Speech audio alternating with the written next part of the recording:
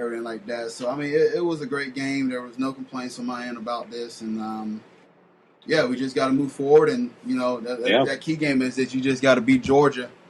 And No, I think they not only beat Georgia, I think they handled them. yeah, no Nick Absolutely. Chubb. So I mean, No Nick Chubb. I don't think their running backs are as good as yours. mm-hmm.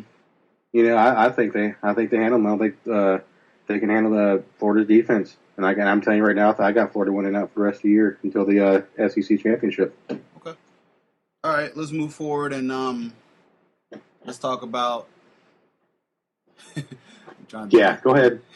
the Go Michigan ahead. State and the Michigan game here, which was a wonderful game, man. And I'm gonna let my Michigan fan talk on this, and I'm gonna give him the floor. That's I'm just step aside. It was a wonderful game, and I will add my pieces when my time is due. So go ahead, Mr. Van Order. All right. You know, watching the game, I was very confident, and watching the game, I felt like what are the words here? We're playing Michigan State and we're playing the refs. I felt the refs were about as bad as I've ever seen them. But they kept fighting, and despite all the penalties, which were BS, I know you guys have seen the targeting call that wasn't, Yeah, I thought that was crap. I thought which that was was really atrocious. crap. Which was atrocious. I thought to myself, what did this guy have to do to defy gravity and just float over him? I mean, there was no way it could. I mean, it couldn't. He couldn't do it. I mean, the replay showed he was shoved in to the quarterback by a Michigan State player into the quarterback's helmet. I mean, it was clear as day. I don't know how you missed that. And you see Harbaugh on the sidelines in the ear of the official, and if you watch him, you read his lips. And you see him say that was the fourth time your guys have missed holding. You catch him again on the side. That was the fourth time you missed the face mask. The officials were killing us. However, we kept fighting. We kept beating Sparty at their own game. Mm-hmm. When have you never seen a Sparty team in the last 7 years not be out physicaled by a Michigan team who wasn't coached by Rich Rodriguez or Brady Hope? Yeah, They've always out physicaled Michigan. I hate to say it, but it's the God's honest truth. And we went out there, or my team went out there, and they went out there and they handled State. State had an answer. Well, we went around, we punched them in the mouth, had an answer for what they want. And you get to a point where here comes the last minute of the game. It's ticking down. 10 seconds of the game, I go, we're going to beat Michigan State. This is it. We beat them at their own game. Then the punt happens. And he fumbles the ball. And my first reaction is screaming at my TV, mm-hmm. just fall on the ball. Secure the ball. Fall on it. If you pick it and he picks it up, I go, secure the ball. Secure the ball. Just fall down. Fall forward. I don't care. Run around. Just fall down. Something. Wear out the time. Right. He proceeds to try to punt the ball, which in rugby you're taught to continue to do that, and which led to the ultimate fumble, scoop, score. And I was very pissed off about it, but at the same time, we're talking about kid that plays on Saturday. We're not talking about professionals. Mistakes do happen. Yeah. This is the first time punter from Australia doing this in his first situation like this. And he played amazing. The crazy about it is he played great all game. He had an 80-yard punt. He boxed him in all night long. And he'll always be remembered for the drop punt, the fumbled punt. Which is not fair to the kid, because he did play a hell of a game. Right. That being said, you can't hang your head. You watch that game. The score does not indicate. The score does not tell the tale of what really happened that game. If I was to tell you, do you think Michigan State beat Michigan's ass just by looking at the score, people would be like, they had to have. No. Let me tell you what actually happened. And then you're like, oh, wow. You would know that Michigan went toe-to-toe with Sparty. Yes, it sucks to lose that way. It totally sucks. It's just like losing when Bama lined up for that long field goal. Auburn runs it back 107 yards for a touchdown. It sucked when Georgia tried to intercept the ball and the two knuckleheads ran into it, and the one guy actually had the interception. And they bumped into each other, and while the Auburn guy's running, it drops over his head into his hands like God picked up the ball, dropped it in his hands, and proceeded to run for the touchdown. Right. It's no different. That's a one in a season, few seasons type of a play. They happen. They're like Hail Marys. They happen. BYU had 2 in a row, which is rare. But I don't think the better team won. I think people can agree. I think even Michigan State fans will agree. And I've heard from I watch and I listen to Detroit news and radio, and they will tell you Michigan State fans were on the phone. We got lucky. Thank you to the punter to Michigan, because they know when they watch the game, they know that they watched an improved Michigan team. Who I feel had we won that game, we don't lose another game. And then you come November 28th when you face Ohio.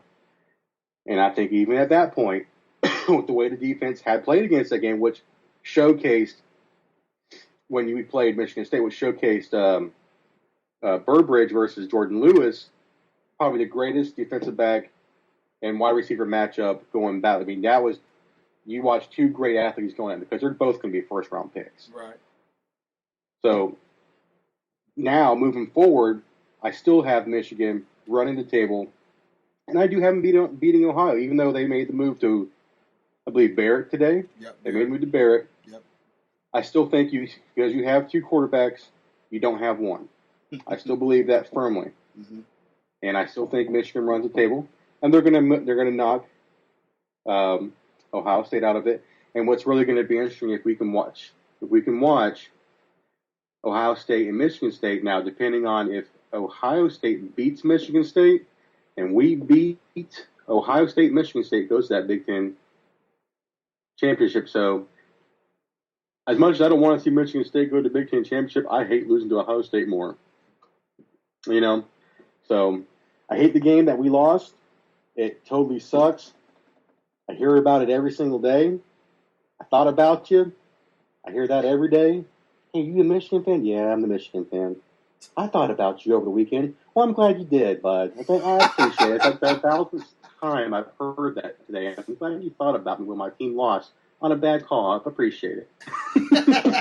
Thanks. I really appreciate it. But, I did make the comment today, if there was a team I did not want to play, or I had to play, I didn't want to see Florida this year in a bowl game. So, I don't know if you've seen the latest projection. They do have Florida and Michigan playing in the Citrus Bowl, but I don't see that happening because I have Florida winning out the rest of the year. So that was my take on the game, man. Dude, I fucking hated it. That hurt, man, because for all about 20 seconds of that game, Michigan was in control. Oh, no, 10 seconds. It was 10 seconds left in the clock, all about 10 seconds. So that was 59 minutes and 59, and 50 seconds. They had, think about that. Dude, and I really had a text message ready to text you like, dude, congratulations. That was one heck of a win. And like I'm watching the game, I'm like, man, they're physical. I mean, I can see why they're number 1 defense in the nation, man. They are freaking hitting Michigan State. These receivers, they're just running over these guys. And they're playing them. Everybody's hyped. Everybody's like, okay, listen, regardless of that loss, Michigan is for real. Michigan is for real. You can't. Okay, look at the 5-2 record. They play a wonderful team in Utah, and they had a fluke play against Michigan State. Like, this team could easily be 7-0, 6-1. Easily. Oh yeah, they were. Matter of fact, Cortez, had it not been for the pick 6 in the very first game, you're right. They could be undefeated right now because Jay Grudok did throw a pick in the game, and let's just be real. He had only been on campus 4 weeks, Right. 4 or 6 weeks. So that's a pass, but he still did throw for almost. Yeah, he threw for 300 yards. Not bad for a guy who just been on the campus for 4 to 6 weeks. So, damn it, man. They've been undefeated. This team, come on. This team shut out 2 ranked teams. 2 ranked teams. It was in a dogfight and had it and was in control. And I don't want to recap this for you. He did a wonderful job for it. But I'm looking at y'all's schedule now, and I mean, possibly like you said, a scenario there. Y'all can have a 3-way tie. You know. Yes, and, absolutely right. And I think I would go to Michigan State, but it's odd. If you think about it, if we do run the table, if Michigan State does take that loss and they drop, and we do beat Ohio State, well, I think we do get the higher ranking. But how does that work? Because they beat us, do they go ahead? But they lost to Ohio State, and if we beat Ohio State, even though we lost to them, how would that work? I mean, I guess a lot's going to have to really be taken into it. I think it's going to come down to the board. I guess they have the committee that votes on that, correct? Right. And I think that I think it would come down to them. So my fingers are crossed, So it does suck. I know. Like I told people 2 weeks ago, even this week, the 2 hottest teams in the nation are Florida and Michigan. And they're damn sure playing like it. And despite the losses, Florida could be easily undefeated still. Let's not kid ourselves. They played in a hostile environment. Yeah. They lost to a damn good team. And they probably could have won it. Same with Michigan. I'm not taking anything from Sparty, but whenever you punch them in the mouth all night long and you beat them at their own game, you know what I mean? It sucks to lose like that. Oh, yeah. They're fortunate. Did you want to get your soapbox about the Brady Hoke coming, or you're going to pass on that? All I can tell you is there's a reason why Brady Hoke does not have a job. There's a reason why he is given an interview, because he was the most overpaid clapper or cheerleader or any other team, a major program that I've ever seen. To sit there and say that is it's like saying, "Hey, Steve, come here. I want you to stand right here, and Steve, I want you to stand right here, and I want you to stand right here, and we're gonna coach up real well, and I'm gonna just I want you to move your legs to the side right here, and I'm gonna go ahead and kick you in the balls. Okay, so stand still, and we're gonna see how you do." That's what it's like, Brady. You're a cheerleader. You're the most overpaid. What you did in Michigan. Thank you for taking us to a Sugar Bowl and winning a Sugar Bowl and beating Ohio State your first year. Thank you so much. But after that, you pulled my pants down and you had me bent over for a little bit there, buddy. And while you were cheerleading everybody else to whoop our ass and talk about how you're going to be physical and be this and that, we became the softest team I'd ever seen in the last, I don't know, am I now 36? So probably before I was born, how soft Michigan was. Last year's team was a soft team under Club Hope. So you can kiss my ass, Brady. Choke on it. All right, let's go that soapbox. I don't want to get you started. But I wanted to see what you think about that. And like you said, you already had enough of this week as it is. So I'm sure you're ready to move on. Hey, man, I've already moved on. I'm ready to take back the jug, the little brown jug, the oldest trophy in the nation, and beat Minnesota's ass. I'm ready. I know these kids are ready to move on. So, yeah. Definitely. All right, let's move forward and do the NFL picks, and we'll call it a podcast. We're already at 45 minutes. So, right on. Not too bad. I mean, hey, I know we don't have our chatterbox and Kevin Carter here, but we can hold our own. There we go. All right, let's go ahead and do these picks here. Thursday night game. You have the Seahawks at the 49ers. I'm going to take the Seahawks. I'll take them. Seahawks have no excuse but to win this game. San Francisco. Damn right, they better win it. They're pretty bad, even though I know they won last week.